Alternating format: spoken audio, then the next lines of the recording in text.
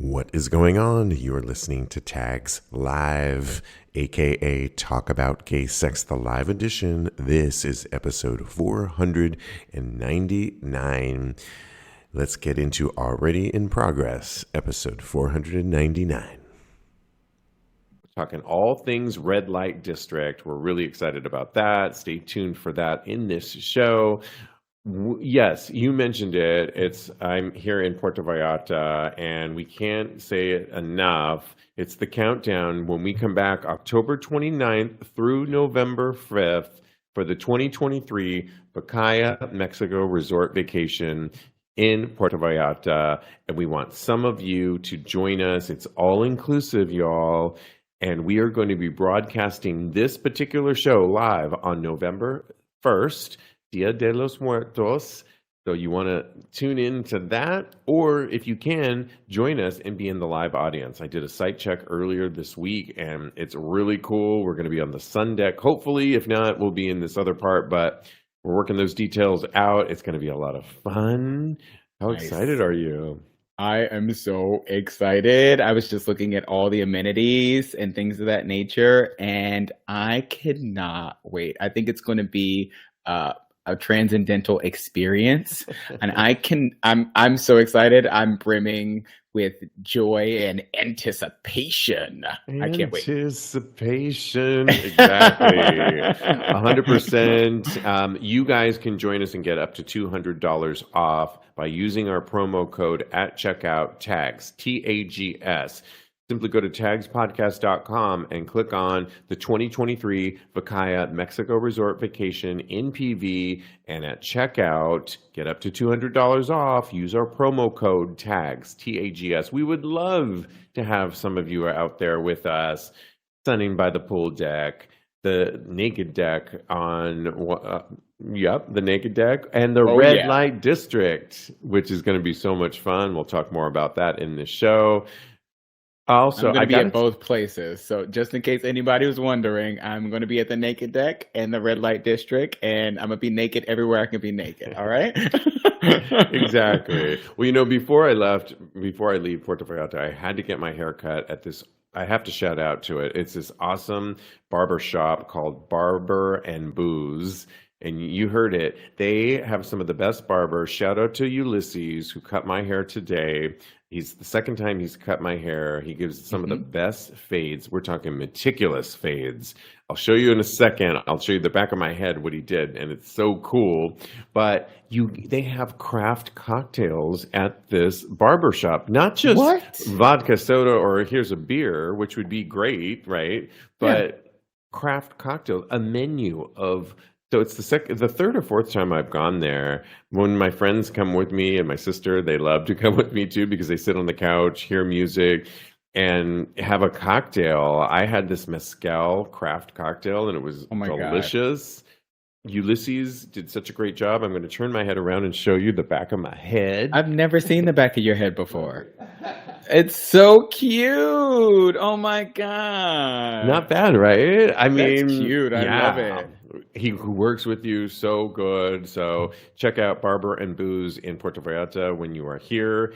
Afterwards, the tank top I'm wearing, I decided to pick up at a local, gay LGBTQ plus store that has, everything's teeny tiny. And I got this hot pink tank top that it was just me and the sales guy in there, adorable Mexican guy that was working there, and he wanted me. I said, "Oh, should I go into the dressing room to try this on?" He said, "The first tank top."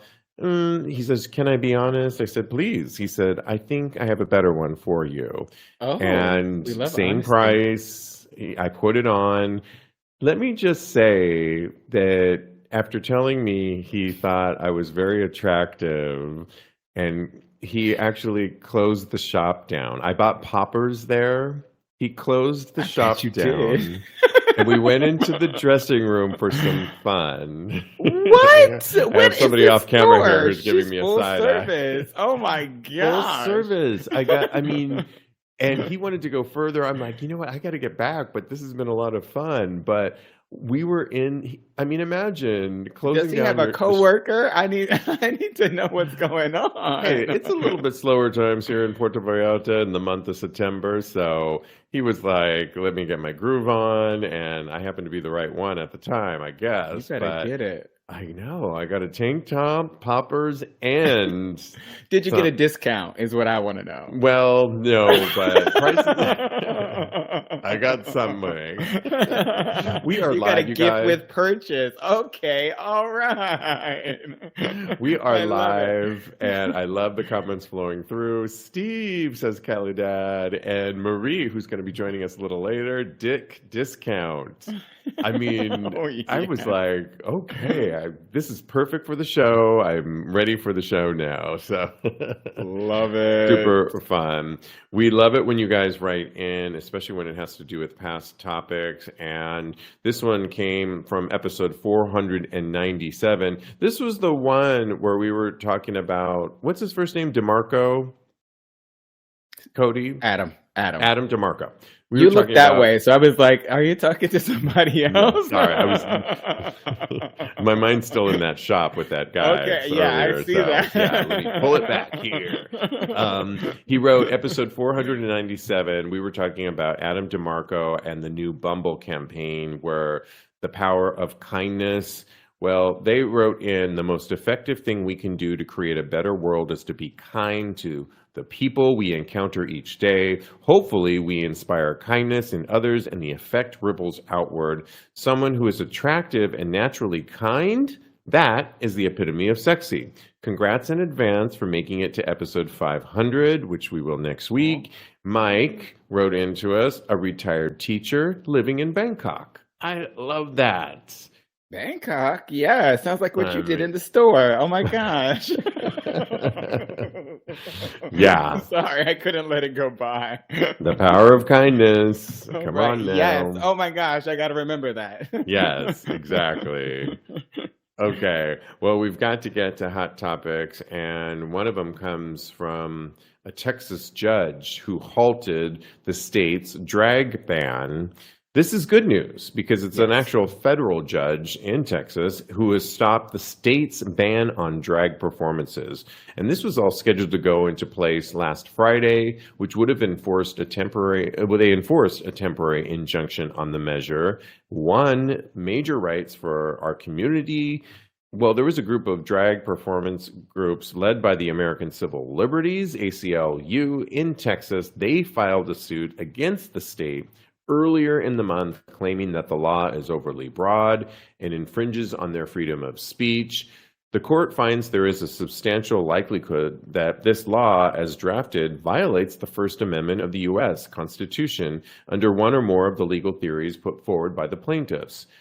I think, and of course, Cody, it was signed by Governor Greg Abbott to put this into, banning. He wanted this banned since last June, really saying sexually oriented performances in the company of minors is a no-no and he doesn't want it. But I think it's great because you and I both know he also signed things like immigration, where he's busing all of these immigrants into New York City and we're being like bombarded and you feel for these immigrants. You see them and he's just the devil in my mind. And Yeah. this finally, somebody stood up to him because I think what it says is no one's saying first of all, they're not sexually explicit performances Yep. in general. And that the way it was written would essentially be anybody can interpret it the way they wanted to, and then it could ban these. What did you think when you heard this? Yeah, I was really happy. And I'm, like you said, I'm glad somebody is finally standing up and taking a stand and saying how discriminatory and unjust all of these laws are, because we as LGBTQ plus people we're citizens of this country as well. And we need to be treated fairly and equally, in my mind. So I'm glad that somebody is doing something about it. Yeah, absolutely. Okay, well, we have to talk about this is disturbing. We love Canada, our neighbor, but Canada recently warned officially LGBTQ people of, guess what? the United States laws. Like, if you're going to go to the United States, Cody, you need to know what's going on. An advisory to coming to the United States of America. They updated its travel advisory for the U.S. to warn LGBTQ travelers that they are at risk of being affected by state and local laws. And this is because of the recent surge in state level legislation. I think there's over 500 Yeah. state laws that have been enacted or proposed at the very least. And Canada is our neighbor and our friendly and our friend. And it feels icky. It feels, after you've been to the gym and it's that ickiness that you just got to get off of you, Okay. feels that kind of icky to me, that we are in this point right now that this is where it's come to. I mean, I don't blame Canada for putting this Mhm. advisory out. We put it out for other countries all the time. What did you think when you heard this, that our Oh, country is yeah. actually, getting this enacted? I mean, that Canada's saying this. I'm not surprised at all. When you told me about this story, I said to myself, well, if the NAACP can do it and the HRC can do it about Florida, then I think that Canada doing it about the entire United States is par for the course. People in our country are spouting hate and rhetoric against people of color and LGBTQ plus people at alarming rates. And I don't blame other countries for advising their residents about the pitfalls of actually traveling here. Sometimes I'm scared to live here. So I totally get it. And Canadians are known for being very, very nice. So they should warn their constituents, their residents about things that are less than desirable, because their laws up there. Justin Trudeau is not playing around. He's doing the damn thing. He's doing a great thing up there. And you know what else? I think that a lot of it has to do with the fact that the gun laws here are so Loose. not strict. Loose is the word. I was going to say not stringent, and then that would have been a double negative. But no, that they're so loose. Yes, that's a great word, because between that and so many mass shootings that are going on in this time, in this day and age, I think that it's something that should be done, basically. So yeah. It's embarrassing, I think, for our country. We should be embarrassed in many ways. Not Yeah. the people fighting the good fight, but the government should be embarrassed for not standing up for many of the anti-LGBTQ laws that are in effect, many of which have been enacted this year alone. Yeah. And I think we should be really embarrassed that we're now put on this list to warn a community that actually spends a lot of money, Cody, when they Yes. travel. A community that actually travels for special events, whether it's BDSM events, pride events. Now you're going to have, it's not saying don't go there, but it is putting that warning on there. I've considered not going to certain places when I've seen warnings that I think we should all be checking in this moment in time, wherever you're going. Just out of you just need to know what's going on. You can Yeah. still go to some of these places. Now, there's certain places that we report on that obviously, I don't want to go to Uganda right now because I don't think that would not be a good choice. But there's other Definitely places not. too. But I just think kind of embarrassing. It that is. we're It is. in this. Yeah. Sorry, You betcha. Canada. Listeners out there.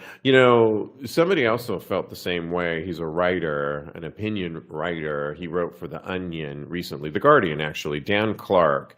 And this is what he had to say. It's an extensive piece. We'll just talk a little bit about it. I'll post this on tagspodcast.com because I think it's important.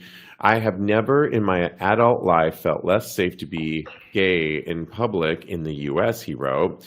After coming out of the closet 2 decades ago, I never thought I'd go back in, but homophobia seems to be acceptable again. And he says when he came out of the closet in rural upstate New York almost 2 decades ago, I never thought I'd go back. I was wrong. In the last few months, quote, I've started to change my appearance to accommodate a growing hostility toward the LGBTQ plus community. And he's in New York, often touted as a beacon for queer communities, right? Yes. Now he wears a baseball cap when he's going out. to hide. He's got like really bright blonde hair, as if that's a shade exclusive to gay men. He's ditched brighter, lighter colors that pop when I wear them for darker shades that mask any expression of what could be considered femininity. I speak differently when I'm in public, he says, leaving out the excessive niceties I'd usually exhibit in hopes of throwing strangers off the scent of who I actually am. Oh, wow. He goes on. This resonated with me, but let me just read you a couple of recent Gallup polls and Okay. why he might be feeling this way. 64% of U.S. adults consider same-gender relationships to be morally acceptable, according to, say, 33% that do not. Well, it's a jump because with last year, 25% of U.S. adults felt the same way. In other words, we're now at 33% that think it's morally unacceptable. Now it's 25%. So Wow. that number, and at the same time, more people are actually identifying as LGBTQ plus more than ever. So a recent Gallup poll last year estimated about 7.1% of U.S. adults identify with our community. That doubled the 3.5% that was in 2012. So, Kodi, more people are actually identifying in our community, which is a great thing, I think. Times are changing. It's beautiful. It's really showing the acronym in its beautiful shape and form. But on the other hand, there's less acceptability and more homophobia. So it's at crossroads, if you think of it that way, I think. I don't know. What do you think when you see these numbers, or how Dan feels? Yeah, again, I'm not surprised by this think piece. I think that if you're blissfully unaware, would you not feel some type of trepidation by going outside? Because there, like I said before, there is so much that is going on right now that is limiting and targeting the LGBTQ plus community. So I think that it's completely justifiable to feel a little bit scared, but I feel like I want to implore people to fight against that feeling and live your best life, because I think that the numbers that we saw have a lot to do with the acceptance that we feel as a society now. More people are coming out. This is not something new. The number of people that have been gay, I don't think it's increasing. I think that we are feeling more comfortable coming out and being our true selves. Now, that being said, the reason that the people that dislike the LGBTQ plus community, I think that number went down because when you see somebody living out loud and living in their truth,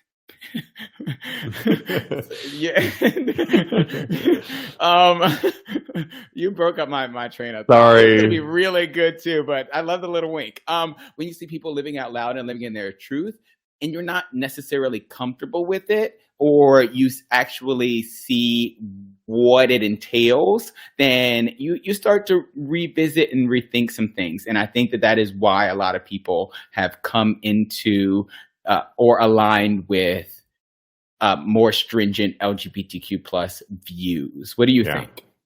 Yeah, I mean, I think it's great. Like you said, more and more people are feeling comfortable. I love that aspect. It's a sign of progress.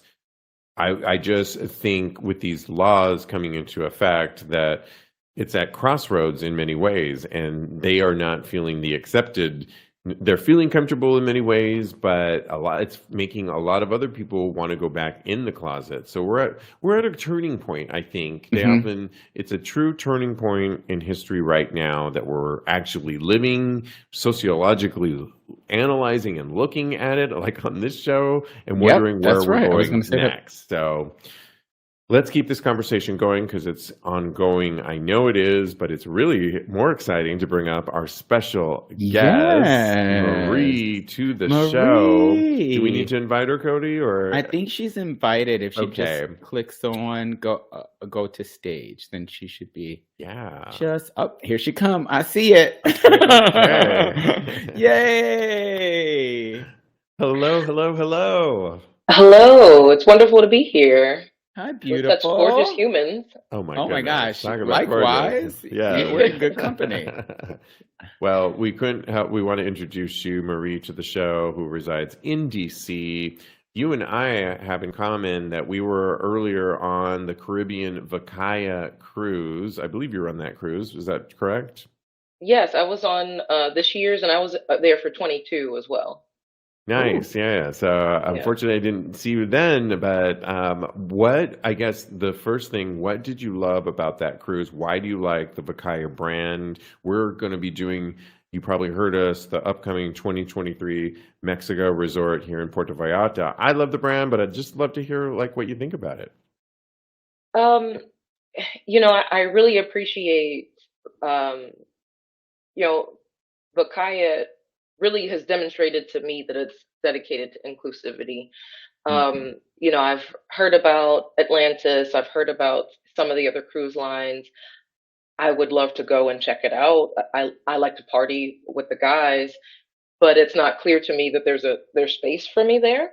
Right. Um, Mm. but with Vakaya, even though, the boat is still, male dominated, like everyone, I feel like everyone from the LGBTQ plus community is welcome there.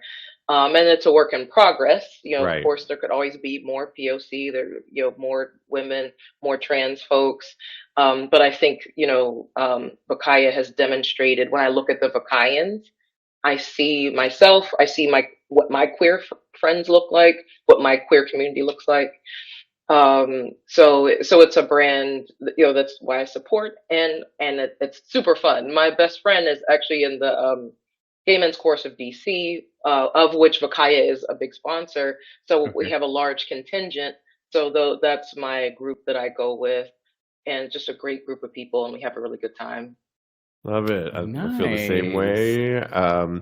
Before we're going to bounce questions back and forth, but there's a sizzle reel out there that you are a part of for Vakaya. And one of the things you say in the opening statement is, I'm really kinky. We're going to get into what Ooh. that really means in general, but you define yourself as pansexual, Yes. poly, and really kinky. Um, when did you identify as your kinky side and realize that that was what you wanted to explore?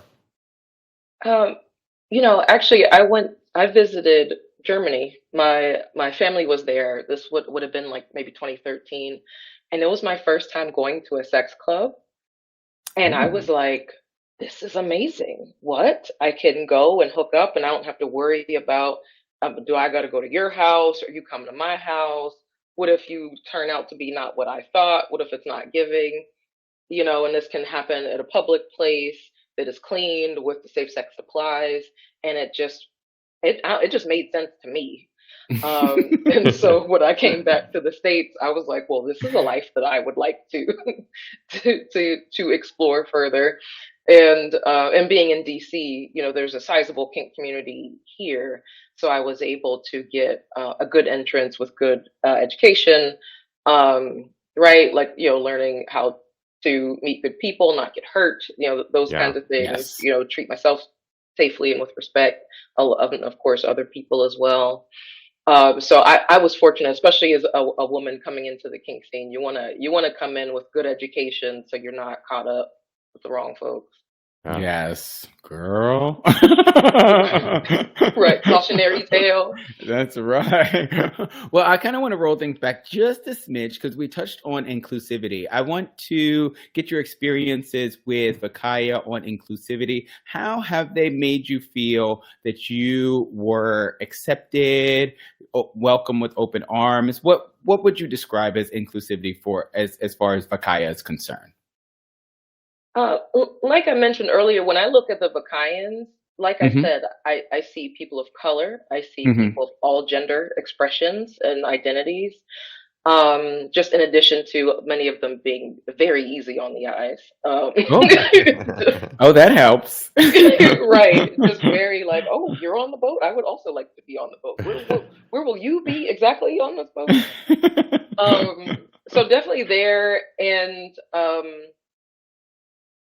like I mentioned, like I enjoy partying. I like to party, so I like to hang out with the gays. I kick it with the gays. It's a good time. Um, and so many of the events that are specifically for women on the boat, I actually ended up missing because I would be out on the dance floor with the guys. Like Uh-huh. there was a party though, so I had to go to the party. Y'all have fun at the board games, but I'm gonna be out on the dance floor. I'm gonna be out seeing what it's giving, seeing what's going on. And it was a similar energy with the red light district. So they really upgraded the red light district for 2030 for 2023 rather for this year. 2022, it was like up on the basketball court, I and I was like, remember okay, that.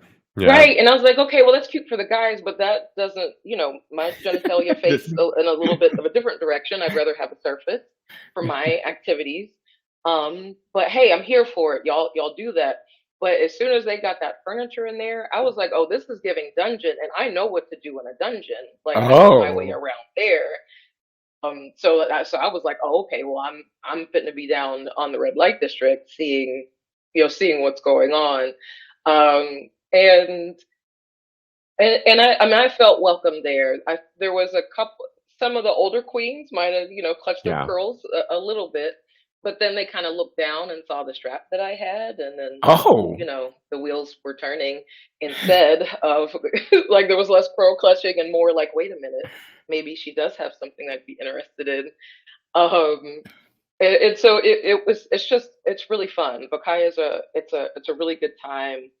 And it's really my genuine hope and wish that over the years, right over the next 5 to 10 years, that we really see that when I get on the boat, I really see fully, the diversity and the expression that the LGBTQ community has to offer in all its wonderfulness and all the different colors and all the different flavors that we come in. Love it. Yes. And I love that you brought up the red light district because I was on that same cruise. I saw the evolution from the basketball court with it was so huge, that basketball court too, and everyone was positioned in one part. It was cooler that particular time of year. This year it seemed like it warmed up, even though it was the same type of year, February. It was more contained, like you said. We'll talk about some of those specific furniture pieces, BDSM, that were in there, but music was piped in, and it just was really great.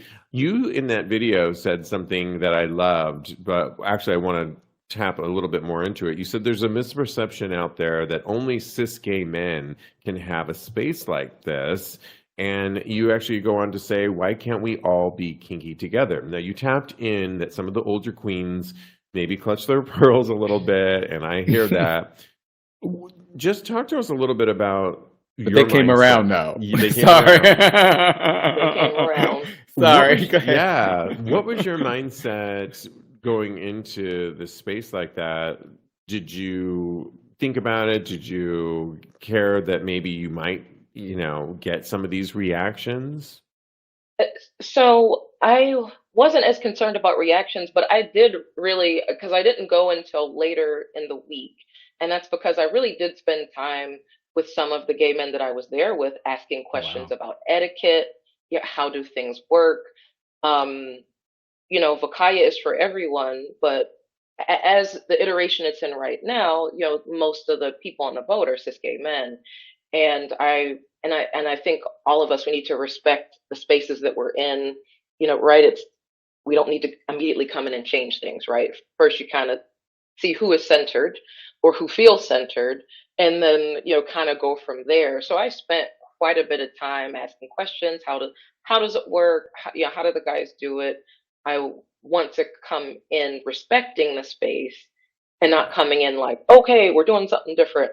Right. Because that's, because I've been in spaces where other people come in and it's like, okay, girl, we were okay. And then you busted in. Yeah. So I took some time to like learn etiquette and that kind of thing, which I'm glad that I did. Um, and I had visited the red light district a few times, but before I showed up with my strap though, like that's why I want to make sure I really know what's going on and kind of get into the groove with everyone here. And not just, just knocking into stuff and knocking things over and, oh, girl, what y'all doing? That's Right. not what it's giving, right? Like, this Yeah. is, Yeah. we all know what we're here for. Let's get into it. Yeah. Right. Where's the vibe? Um, but yeah, it was fun, and I didn't, and certainly in my experience on the boat in general, and particularly on the red light district, the younger guys are not gagged. Either they're into it or they're not. Hmm. Right. And it's the kind of the older queens that are like, oh my gosh, wait a minute, women do what now? And I'm like, yeah, we do these things, Right. and it's fun. You should try it. I love it. I am living, and I live for your energy. For me, it's kind of like you're breaking down barriers, and I love that you do your research. You go in there and you don't necessarily want to reinvent the wheel, but you're like, I want to be a peg on this wheel. Okay, how about that? Which I think is amazing. So thank you so much for that. I asked this to the previous people that we had on from Vacaya. How would you?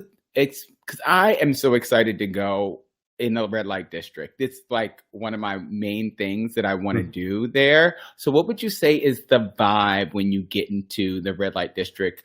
What should I expect as somebody that's going in?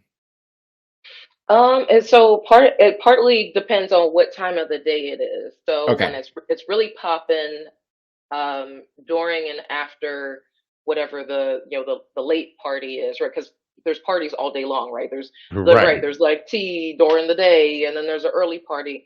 So the later party, we'd be on the dance floor, but then every so often we would kind of just go kind of test the temperature in the red light Hmm. district to kind of see what was going on. So definitely as the party is like heating up, you see people kind of stepping out, heading in that direction.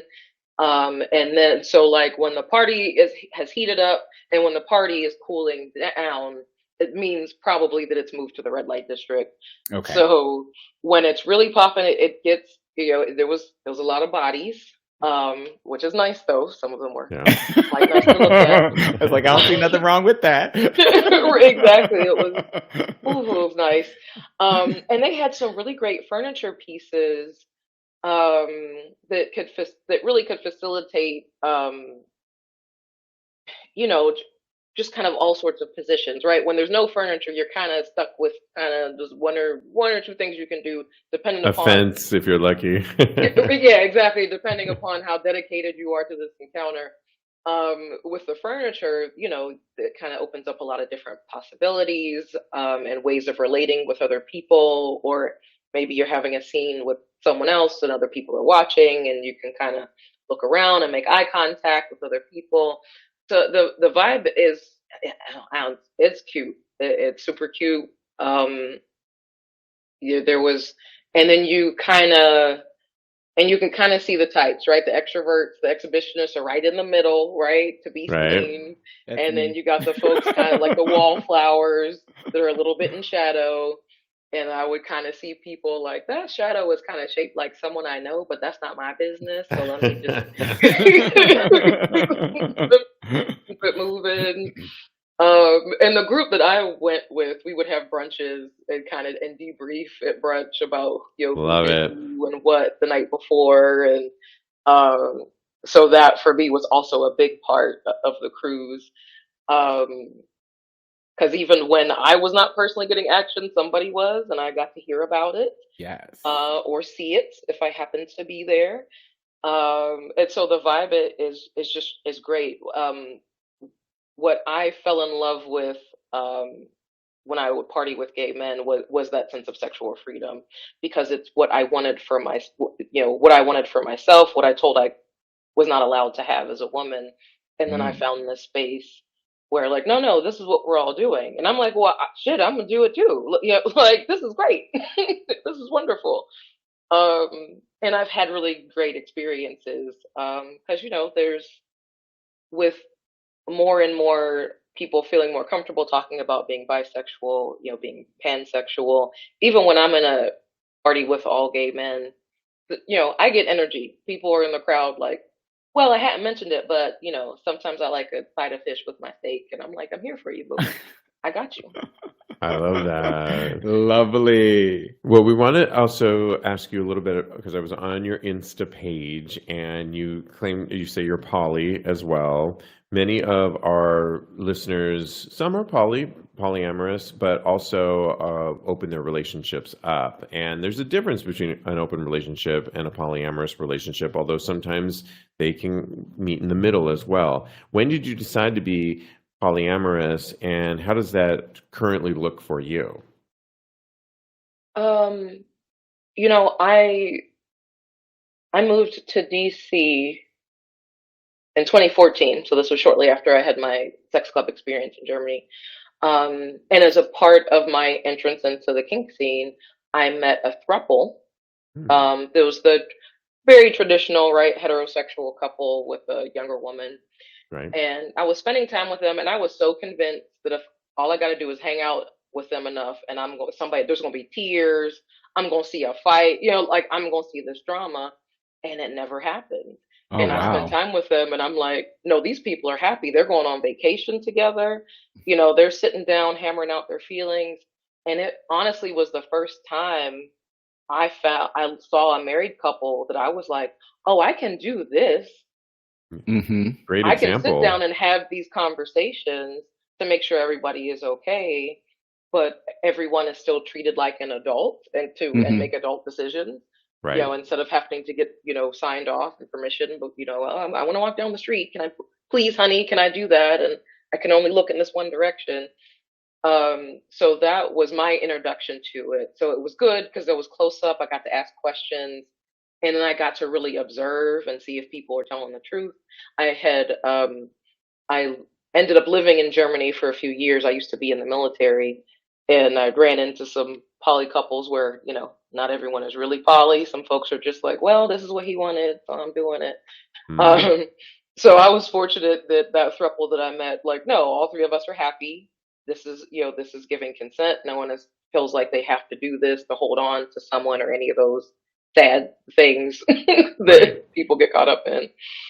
So that was my interest. That was my entrance, and then now I have a great poly network. Oh, Um, nice. yeah, I have a male nesting partner that I live with, and then I have a few young ladies that I spend time with. In Hey, addition, hey. um, and yeah, and great parties that I go to.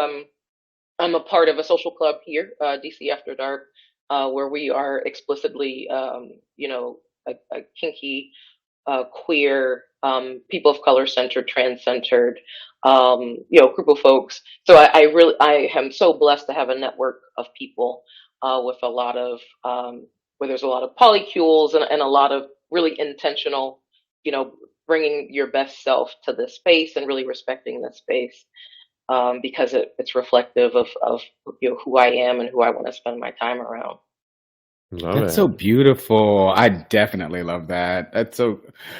I want to kind of talk about your experiences in the kink community because you touched on being a woman and not really having. Well, this is what I got from it. You can tell me if I'm wrong or if I'm off base. To the society telling you don't have access to sexual freedom, and I want to ask you about how the kink community has afforded you, or not afforded, but has helped you gain access to sexual freedom in that way. What do you think? Um, Kink was a good starting place. Hmm. There's still right, even though kink is a subculture, it's a microcosm, right? So my entrance Hmm. into kink was still around heterosexual people. So it was cute, but I was like, but not exactly Okay. where the bitch is at. You know what I mean? Like, Right. like this is not the kind of like the dick I prefer is queer. Thank you. Um, so my interest in the kink scene was like it was a good start.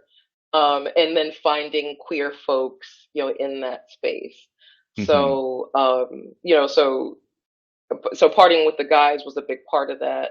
And I did feel accepted. I didn't. I Now I wouldn't always score, right? To kind of depending upon the night. Yeah. And then as I continue traveling in those circles, that's how I found DCAD, which is my current home. And we really do our best to be the most inclusive place possible. Because sometimes we'll get like, sometimes we'll get guys that come in that they're bisexual, but they're still feeling a little bit, like not like they go to the gay male spaces, but it's sometimes bi men still really suffer with erasure, They still do. Yeah. really suffer with a lot of stigma coming from both directions. So we really host an intentional space where folks, those of us in the LGBTQ community that still feel left out of the big events, we explicitly want a space, run a space for those people, and we have a happy hour and we do our own kinky events and parties as well. And I'm happy that I'm seeing that more and more. Actually going to a party this weekend that's a group from Philly, but they're having a pool party in Delaware specifically for BIPOC, queer folks. And we were like, oh yeah, we going to Delaware. Nice. Rehoboth? Oh, sorry. I don't want to. My bad. I just want to know. I want to be on the invite list. I mean, I can send you the link. I'll send you the Eventbrite. Thank I you. love it. Yeah, so that was so I hope that answers your question. So it was a bit of a progression. First I kind of had to get out of, like I was raised fundamentalist Christian. I didn't even Mhm. know women could be gay, because when they would talk about all the gays going to hell, it was only about men, because who cares about what women do? What, do they even Right. have sex? You know? So I had to, so my, that first kink was just helping me to kind of let go of some of this Okay. traditional BS. And then I got to like gay it up to like make it better. I love that. I love that so much. You're such a joy and a ray of light. Nice.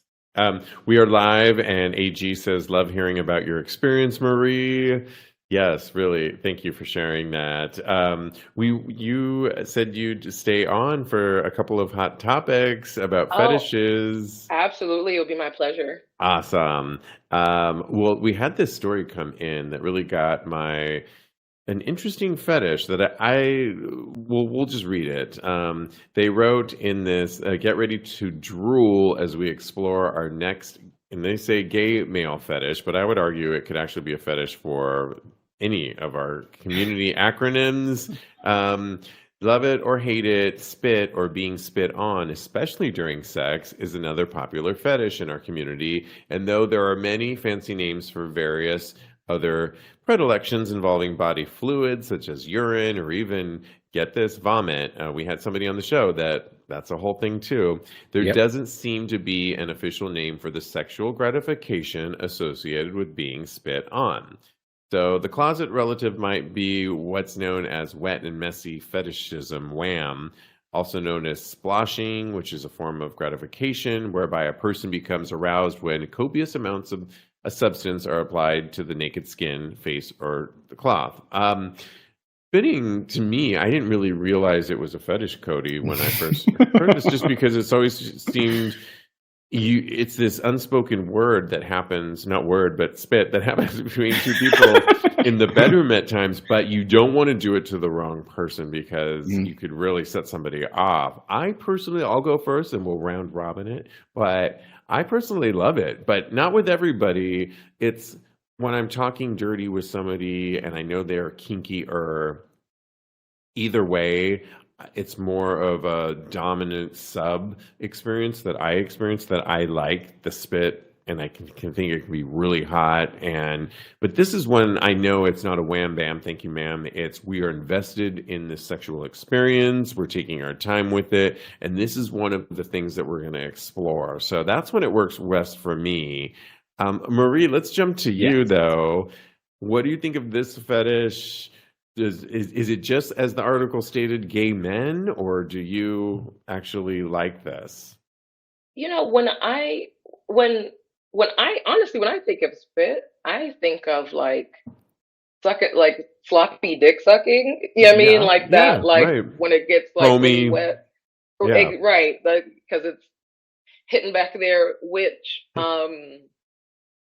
is it's one of those things where if I'm like at the supermarket, like if I see it out of context, I'm like, oh my gosh. But but like if I'm on Pornhub or I Not am the purposely, supermarket. looking at something, it's like, oh yeah, girl, sit on it. You know what I mean? Like,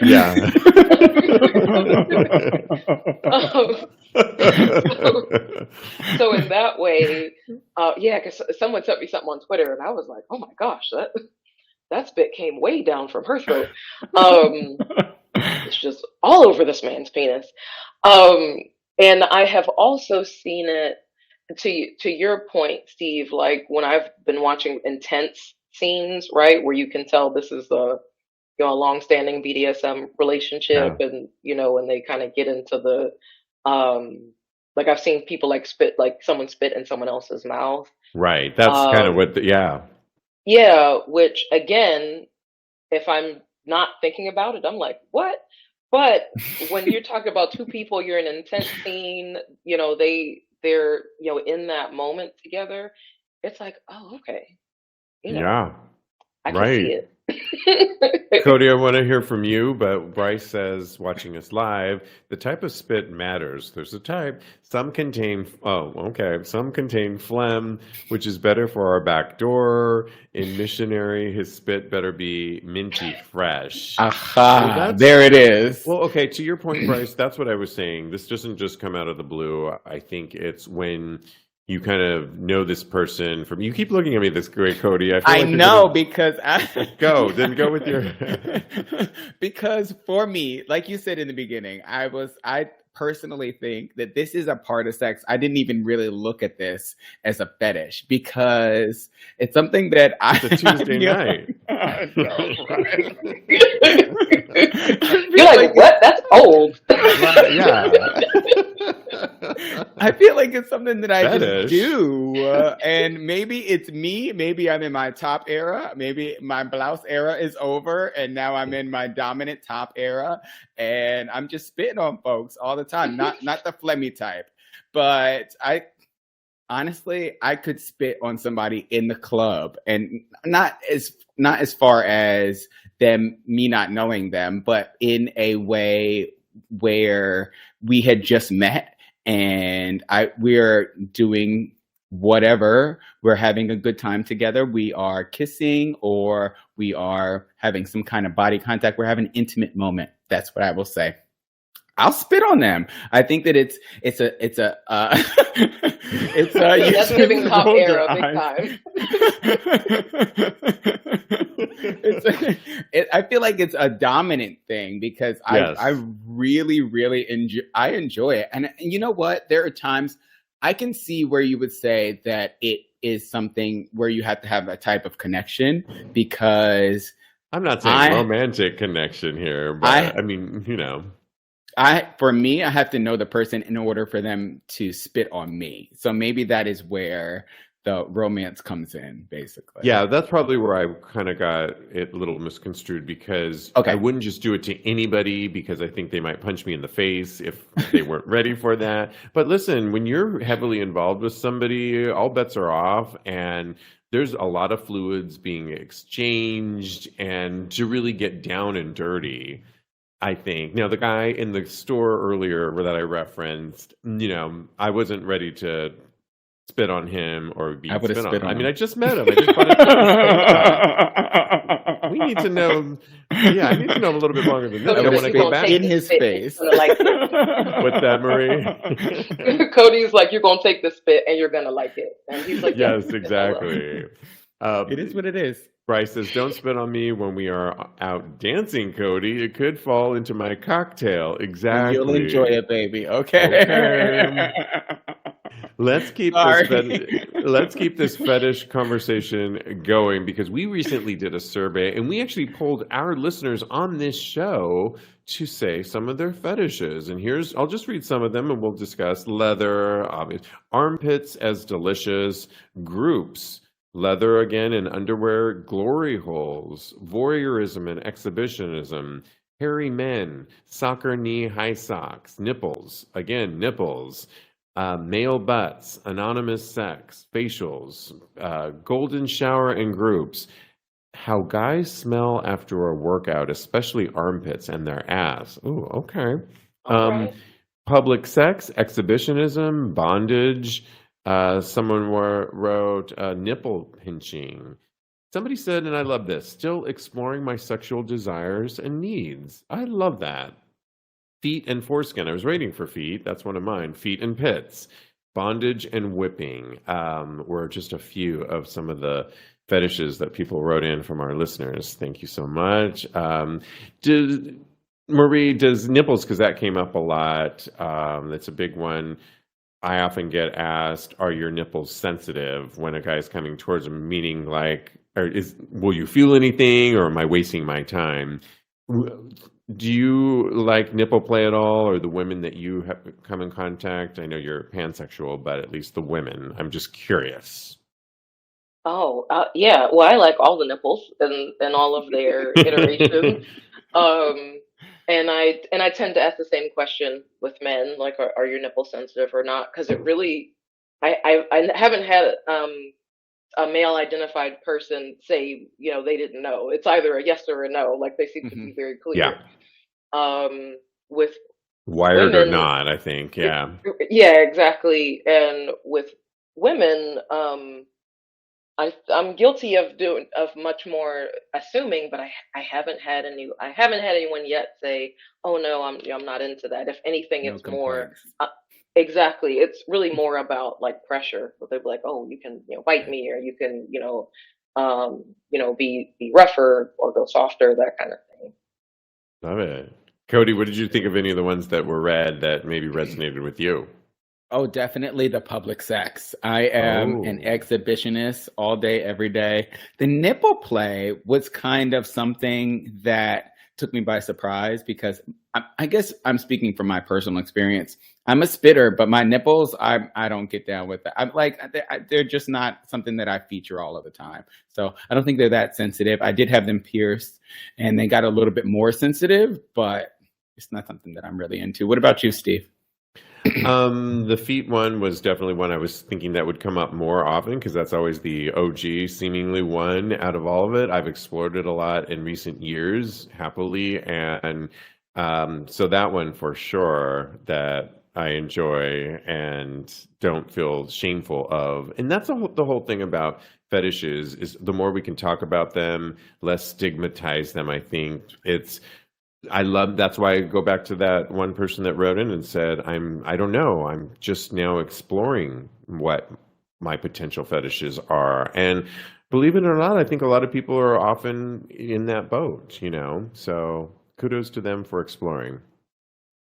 So yeah. Wow. Bryce says for him, nipple sucking feels better than a BJ. And I think that is amazing.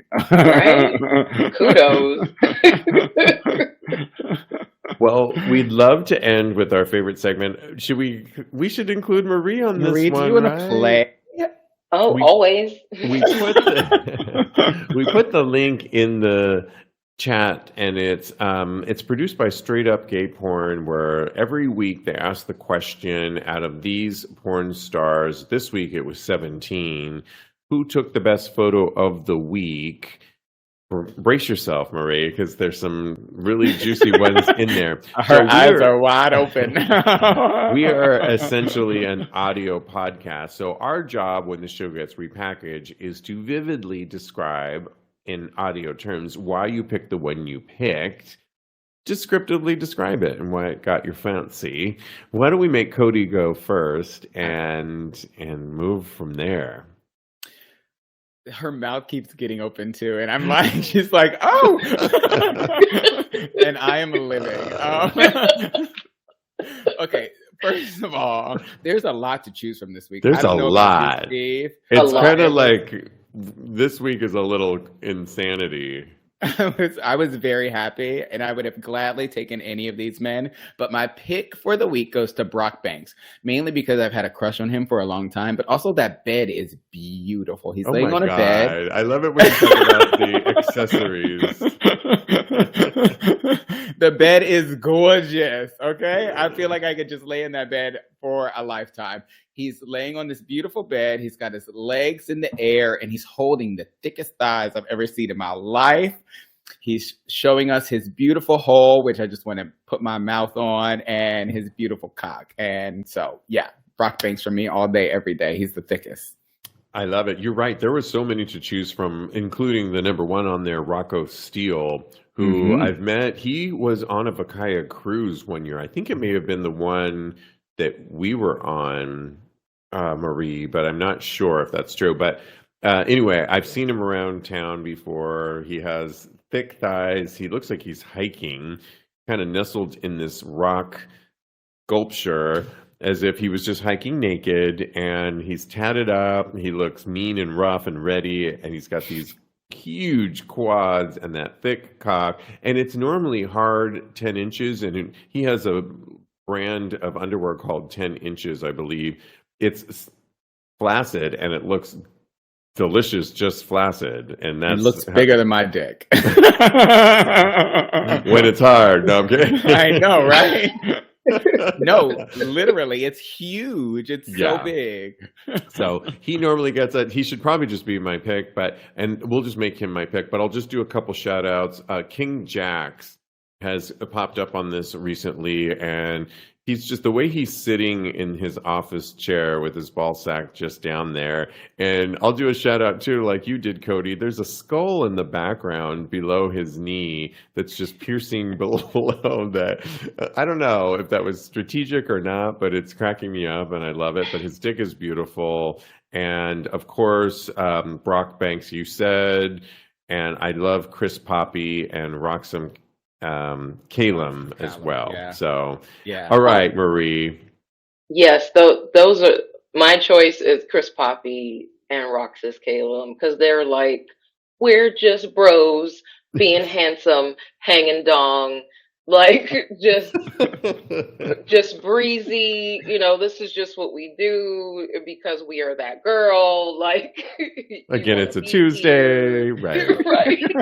We're hanging naked. Just effortlessly handsome Effortless. with these Yep. huge dongs that just are just waving around. Hallelujah. Yes. But Yeah. there's a lot of dick, a lot of great. Oh my goodness. Yeah, Michael right. I Boston's love it. ass, Roxas Ooh. Callum's dick. And Ty Santana. Woo, Jesus. Okay, yes. The lot to choose from this week.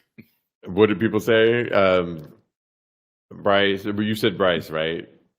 Chris Poppy. Doug says Michael Boston. Bryce says Chris Poppy. Oh, yes.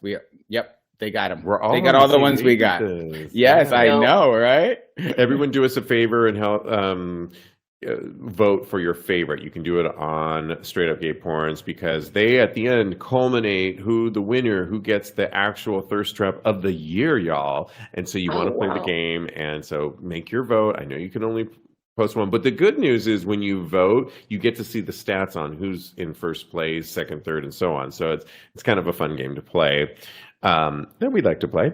We want to thank our special guest, Marie, for joining us and talking so openly about your lifestyle, the red light district, Vacaya, and so much more. Marie, I don't know if you want to share any socials or anything for people to follow. You don't have to. We forgot to ask that on earlier, but let us know. None specific for me, but if anyone in the DC area or even outside of it, check out DC After Dark. We have a website. We're on Twitter. We have a happy hour every week here in DC. And 1 to 2 annual events. We're volunteer run, so sometimes we have to do one, but we throw great parties. And we care a lot about consent, and about the queer community. We're here to support one another. So check us out. Beautiful. Yes. Thank you, Marie. Thank you so much. I had a wonderful time. Thank you, Marie. Y'all are so gorgeous. You're so gorgeous. We adore you. Watching and looking. Come back anytime. We want to have you Yes. come back, please. Yes, and hopefully I'll see you soon on either the big boat or one of the smaller boats or in Mexico. Yes. I would Cool. love that. Thanks, Marie. We'll talk to you soon. We'll be in touch. Thank you, Marie. All right. My gosh, I love that. So much fun. She's Kodi. amazing. Yes. Yes. Kodi, you can always follow Kodi. He's a life coach. Follow him at KMD Coaching on Instagram or his personal account at Mr. Maurice. Follow me on Instagram. I am _Steve V. And the show, tagspodcast.com. Kodi, in the meantime, continue having what? Hot, Gay sex. sex. Yes, people. Love it.